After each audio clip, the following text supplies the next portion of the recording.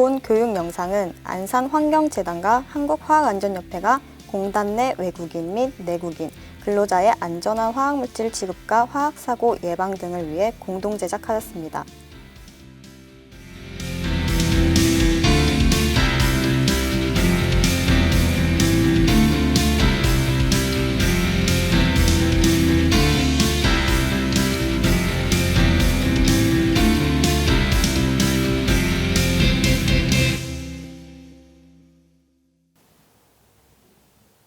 안녕하십니까. 물질안전보건 자료 이해를 설명드릴 한국화학안전협회의 정세연입니다.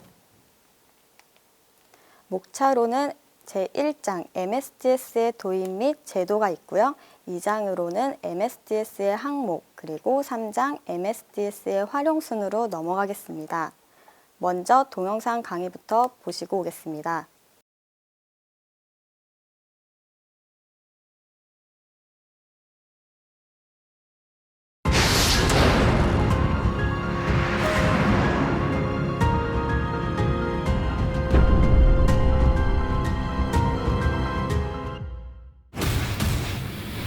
안전사고는 우연히 일어났을까요? 지금부터 그 답을 추적해보죠.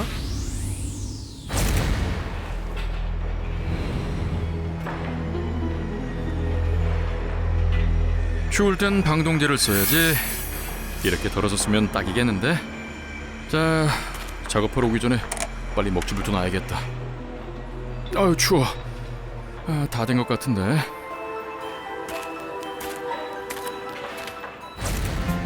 아이고, 이런 방동제 경고 표시를 잊으셨네요.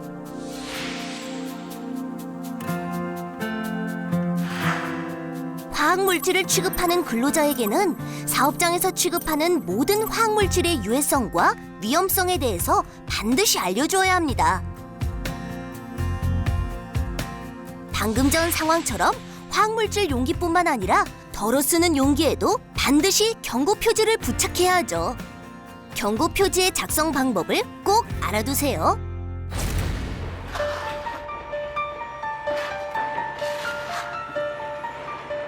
아이고 허리야. 아유 잠깐 쉬어야겠다. 이거 웬 음료수? 박 씨가 놔두고 갔나 보네. 마침 갈증 났는데 잘 됐네.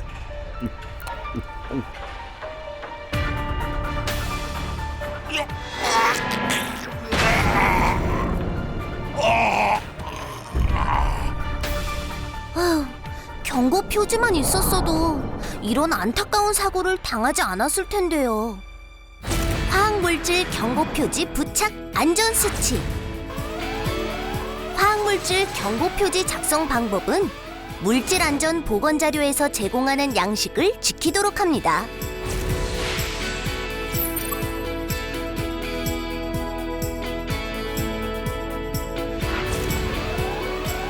화학물질을 용기에 넣었을 때 반드시 경고 표지를 작성하여 부착하도록 합니다.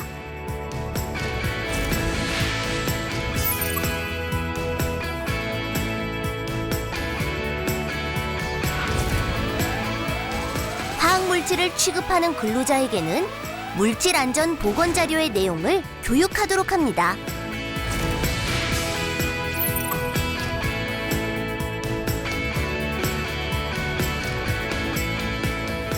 안전수칙 준수, 당신의 생명을 지키는 열쇠입니다.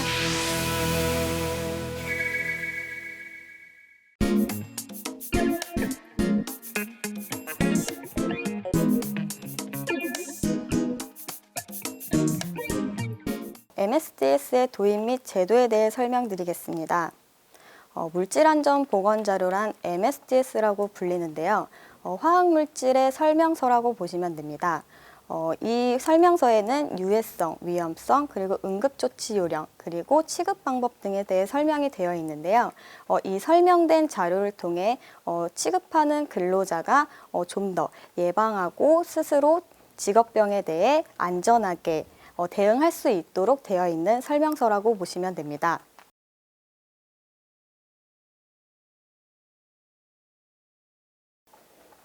도입 배경으로는 유해 화학 물질을 취급하는 근로자가 스스로 위험성을 알려줌으로써 산업재해를 예방하는 데 있습니다.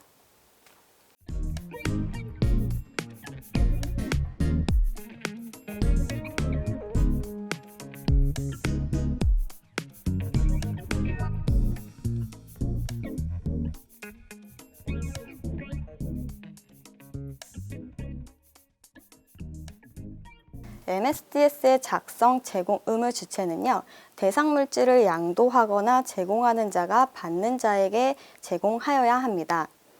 제공 방법으로는요, 대상 물질을 제공할 때 MSDS를 함께 제공하기도 하고요, 또한 이메일이라든지 USB를 통해서 제공하기도 합니다. 그리고 MSDS상 기재 내용이 변경될 시에는 그 변경된 내용을 신속하게 양도받는 자에게 제공하여야 합니다. 그리고 실험실에서 사용하는 실험 목적에 의한 시약은 한글이 아닌 외국어로도 표기가 되어 있기도 한데요. 그 밖에는 MSDS는 무조건 한글로 제공하여야 합니다. 그렇게 해서 MSDS를 제공받은 자는 반드시 게시하거나 비치하여야 하는데요. 산업안전보건법 제41조 제3항에 따라 MSDS를 받은 자는 사업장 내에 반드시 비치하여야 합니다. 게시 비치 방법으로는 근로자가 가장 보기 쉬운 장소에 비치하여야 하고요. 대상 화학물질 취급 작업 공정 내라든지 아니면 안전사고 또는 직업병을 발생 우려가 있는 장소, 그리고 사업장 내 근로자가 가장 보기 쉬운 장소에 비치하여야 합니다.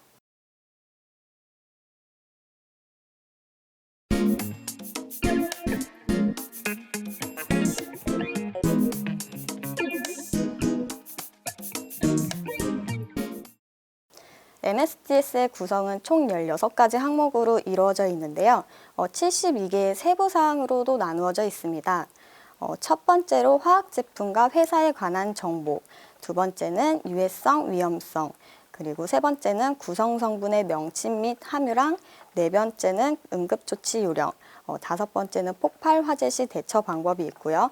여섯 번째 누출 사고 시 대처 방법, 일곱 번째 취급 및 저장 방법, 여덟 번째 노출 방지 및 개인 보호구, 그리고 물리화학적 특성, 안전성 및 반응성, 독성에 관한 정보, 환경에 미치는 영향, 그리고 폐기 시 주의사항, 운송에 필요한 정보, 그리고 법적 규제 현황, 그 밖에 참고사항 기타가 있습니다.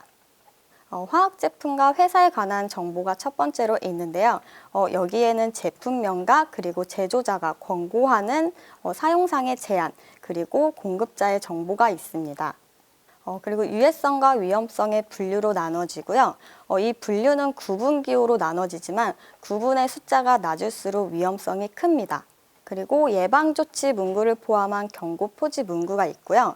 그리고 NFPA를 통한 그 밖에 유해성, 위험성을 포함하고 있습니다.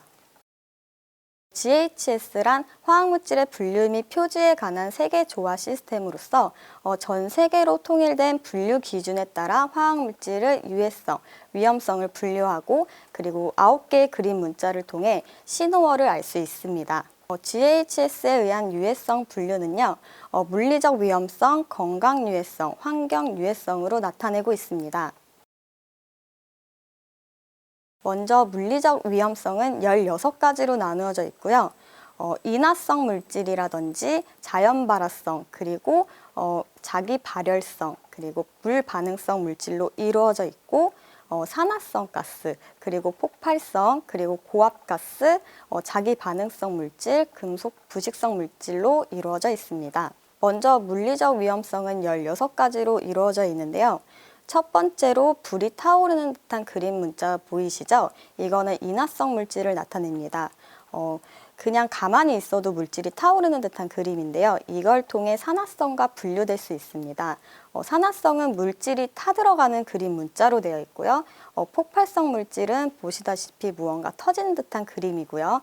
그리고 고압가스, 그리고 자기 반응성 물질은 폭발 또는 인화성처럼 이렇게 폭발할 수 있다는 표시가 되어 있습니다. 또한 금속 부식성 물질은 손이나 금속이 닿았을 경우 부식을 나타내는 그림 표시로 나타나 있습니다.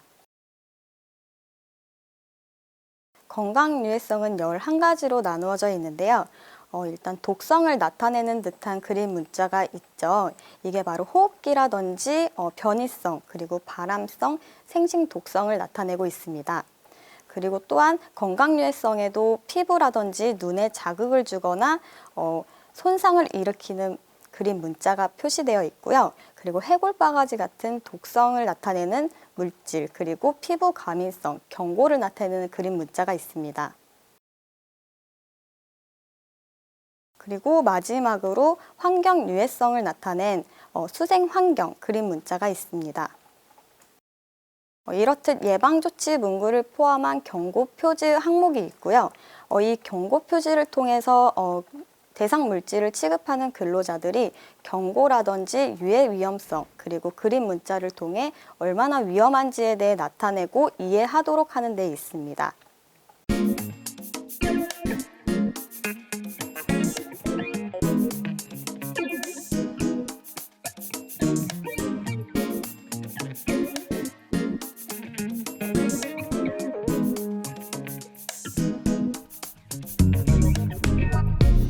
세 번째로는 구성 성분의 명칭 및 함유량이 있는데요. 화학물질명과 관옥명, 그리고 카스 번호, 그리고 함량이 있습니다. 화학물질명과 관옥명은 같을 수도 있고 다를 수도 있는데요. 각각 화학물질마다 물질은 같지만 다르게 불리는 이름이 있기 때문에 같다고 보시면 됩니다.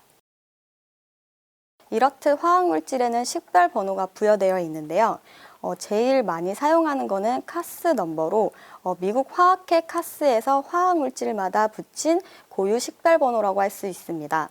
이 카스 넘버를 통해 화학물질 정보 시스템에 들어가셔서 입력을 하시면은 화학물질에 대한 정보를 더 쉽게 알 수 있습니다. UN 넘버는 UN에서 위험물에 부여한 4가지 숫자이고요.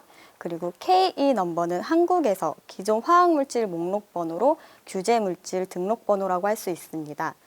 그 밖에 유럽의 식별 번호가 있습니다. 함유량의 경우 고체나 액체는 중량으로 나타내고 있고요. 기체는 부피로 나타내고 있습니다.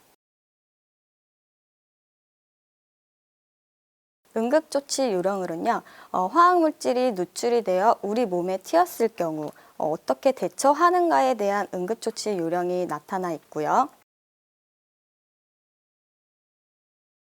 그리고 화학물질로 인해 폭발이라든지 화재가 발생했을 경우 적절한 소화제와 그리고 유해 화학물질로부터 생기는 특정 유해성, 그리고 화재 진압 시 착용할 개인 보호 장구에 대한 설명이 나와 있습니다.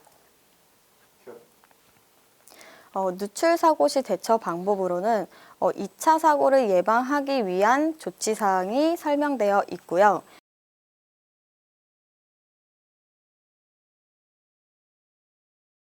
취급 및 저장 방법으로는 물리화학적 특성을 참고하여 물질을 구분 또는 구획하여 보관하는 데 있습니다.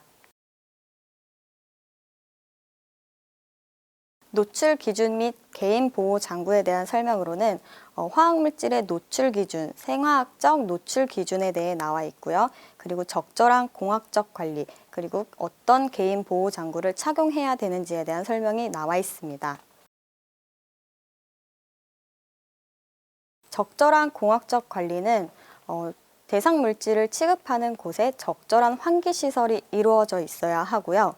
그리고 노출되었을 경우 긴급하게 씻어낼 수 있는 세안 장치가 있어야 합니다.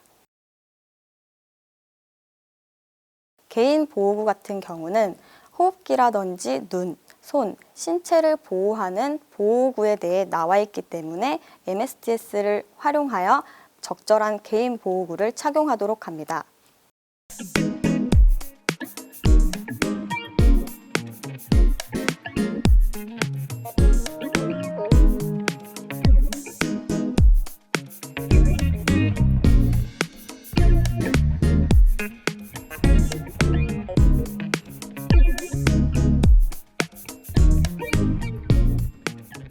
물리화학적 특성으로는 물질의 기본 정보와 물질 특성에 대해 설명이 되어 있습니다. 먼저 외관이라든지 냄새, 그리고 냄새 역치, pH, 녹는 점과 어는 점, 그리고 끓는 점, 인하점, 그리고 증발 속도라든지 인하성, 그리고 인하 또는 폭발 범위의 상한값과 하한값, 그리고 증기압, 용해도, 증기 밀도, 비중, 그리고 분배 개수, 자연 발화 온도, 분해 온도, 점도, 분자량으로 나타나 있습니다. 대표적으로 산성과 알칼리성을 나타내는 지표로 pH가 있고요. 그리고 고체에서 액체, 액체에서 고체로 변하는 녹는 점과 어는 점, 그리고 액체가 기체로 변화하기 시작하는 온도로 끓는 점이 있고요. 인하점으로는 점화원에 의해 불이 붙을 만큼의 가연성 증기가 발생하는 최저 온도를 말하고요. 또한 인하 또는 폭발 범위의 상한값과 하한값은 해당 물질의 기체나 증기가 이 범위 내의 농도로 공기가 혼합하면 점화될 수 있습니다. 그리고 공기보다 무거운지 가벼운지를 나타내는 증기 밀도가 있고요. 물질이 점화원 없이도 불이 붙을 수 있는 자연 발화 온도가 있습니다. 다음은 안전성과 반응성이 있는데요. 화학적 안전성 및 유해 반응의 가능성과 그리고 피해야 할 조건들, 그리고 분해 시 생성되는 유해 화학 물질의 설명으로 나타나 있습니다. 그리고 건강 유해성 정보에 대해서 나타나 있는 독성에 관한 정보도 나타나 있습니다.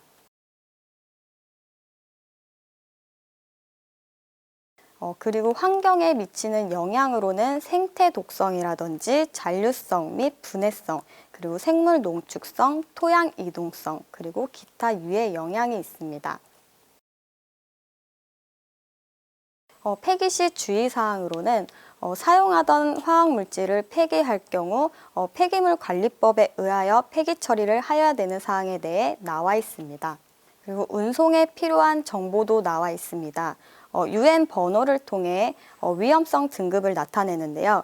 이 위험성 등급은 숫자가 낮을수록 위험도가 크다는 것을 알 수 있습니다. 법적 규제 현황으로는 산업안전보건법, 화학물질관리법, 위험물안전관리법, 그리고 폐기물관리법, 그리고 기타 외에 의한 규제가 있습니다. 마지막으로 그 밖의 참고사항으로는 자료의 출처에 대한 내용이 나타나 있습니다.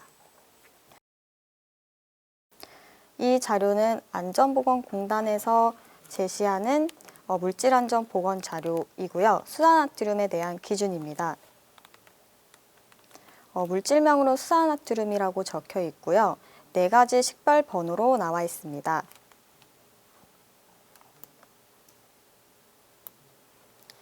그리고 화학제품과 회사에 관한 정보로 제조자에 대한 정보가 나와 있어야 합니다.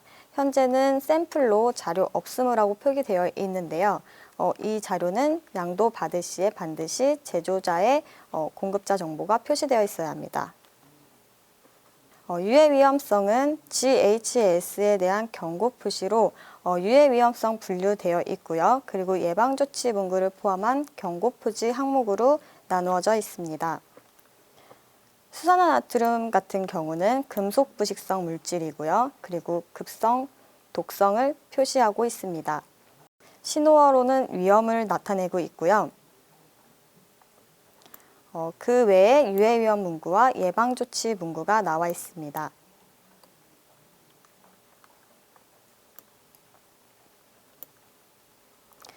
구성 성분의 명칭 및 함유량으로 물질명과 간혹명이 같은데요. 수산화나트륨은 가성소다라고도 불리기도 하기 때문에 물질명이 다르게 표기될 수 있지만 같은 물질입니다. 구성 성분의 명칭 및 함유량에 나와 있는 카스 번호로 물질을 검색할 수 있고요. 그리고 농도도 나타나 있는 함유량이 있습니다.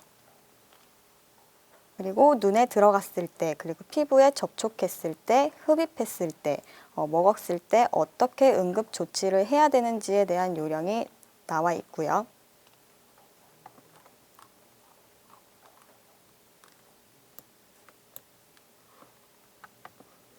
폭발 화재 시 어떻게 대처하는지에 대한 방법이 자세히 나와 있습니다.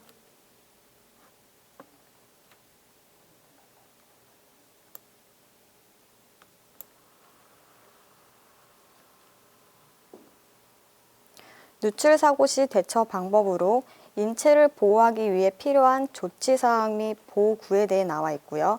환경을 보호하기 위해 필요한 조치사항, 그리고 정화 또는 제거 방법이 나와 있습니다.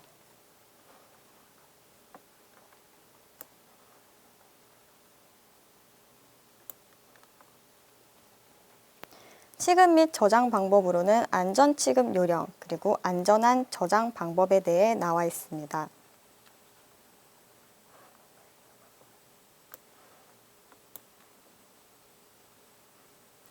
노출 방지 및 개인 보호구는 화학물질의 노출 기준, 생물학적 노출 기준에 따라 국내 규정 또는 ACGIH 규정으로 나와 있고요.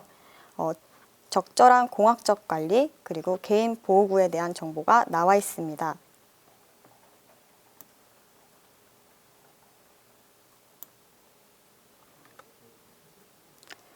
물리화학적 특성으로는 외관, 그리고 냄새, 냄새 역치, pH, 녹는 점, 어는 점, 그리고 기타 등등 물리적 특성에 대해 나와 있습니다.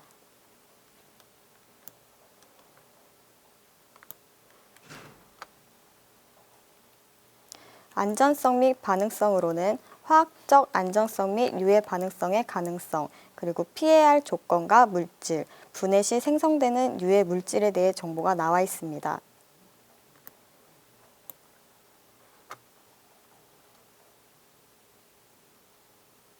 독성에 관한 정보로는 가능성이 높은 노출 경로에 관한 정보, 그리고 건강 유해성에 대한 정보, 그리고 피부 부식성 또는 호흡기, 그리고 생식세포 변이 원성, 그리고 특정 표기 장기 독성, 그리고 기타 유해성 영향이 있습니다.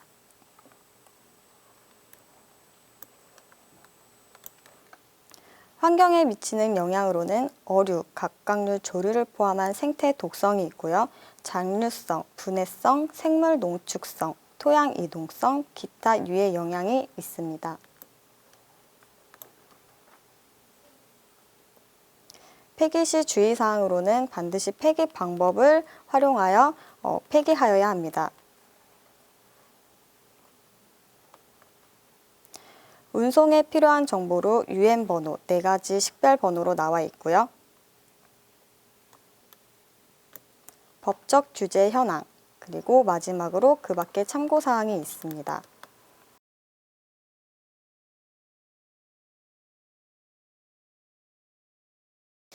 MSDS 구성에 대해 설명을 드렸는데요. 여기서 동영상 보고 오시겠습니다.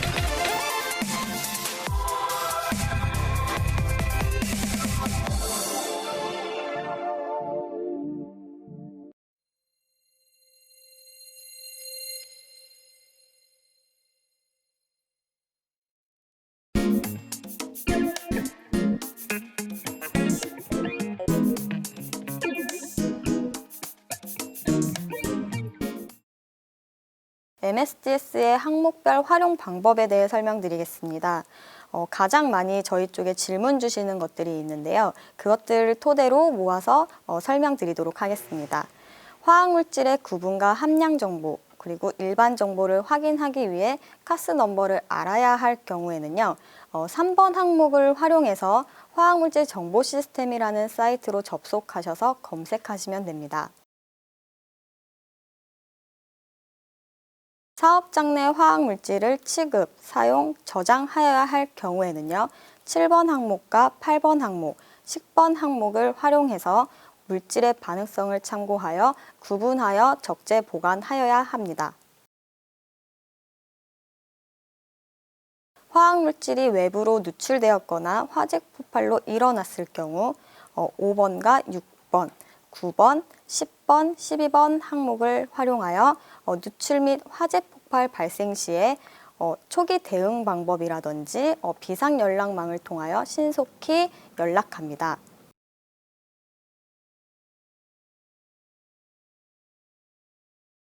작업자가 화학물질 취급 중 피부에 접촉하거나 흡입하였을 경우 3번과 6번, 11번 항목을 활용하여 흡입 또는 접촉 물질 정보를 응급 조치한 내역을 병원에 전달합니다.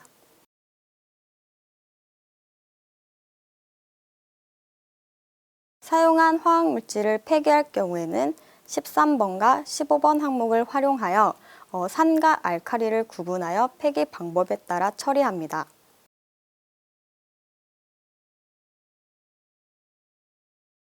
보관 중인 화학물질을 소분하여 보관할 경우에는요.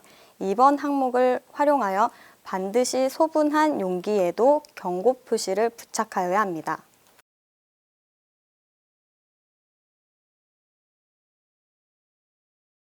이상 MSDS의 항목별 활용 방법에 대해 설명드렸고요. 지금까지 물질안전보건 자료의 이해를 시청해 주셔서 감사합니다.